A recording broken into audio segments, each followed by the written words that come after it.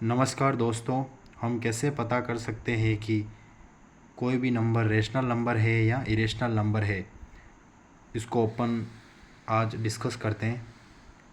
Rational number के लिए पता करने के लिए उसका जो डेसिमल जो एक्सपेंशन है वो एक तरह से टर्मिनेटिंग होना चाहिए। टर्मिनेटिंग का मतलब जैसे 1/2 है, 1 में 2 का डिवाइड देंगे तो डिवाइड पूरी तरह चला जाएगा तो कितना आएगा 0.5।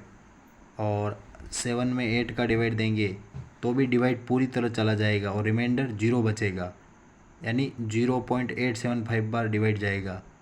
तो अगर किसी भी संख्या का अगर डेसिमल एक्सपेंशन जो है वो टर्मिनेटिंग है तो वो एक रेशनल नंबर है। इसी तरह से डेसिमल एक्सपेंशन अगर नॉन टर्मिनेटिंग है और रिक्यूरिंग है, यानी कि नॉन टर्मिनेटिंग भी है और रिपीटिंग भी है, यानी कि वो डिवाइड जो है वो ख़त्म नहीं होगा और आगे से आगे चलता रहेगा और संख्या रिपीट होती रहेगी। जैसे 10/3, 10 में 3 का डिवाइड देंगे तो 3.3333 ऐसे चलता रहेगा। और 1 में 7 का डिवाइड देंगे तो 0.142857 वापस 142857 वापस रिपीट होगा। इस तरह से अगर कोई भी संख्या आती है रिपीटिंग में तो भी वो रेशनल नंबर होगा। इसकी दो केसेज हैं जो अपन ने डिस्कस कर लिए। अब अपन डिस्कस करते हैं इरेशनल नंबर के बारे में। इरेशनल नंबर का जो डेसिमल एक्सपेंशन है वो नॉन टर्मिनेटिंग होता है और नॉन रिक्यूरिंग भी होता है। न तो वो टर्मिनेटिंग होगा और न ही वह रिपीटिंग होगा।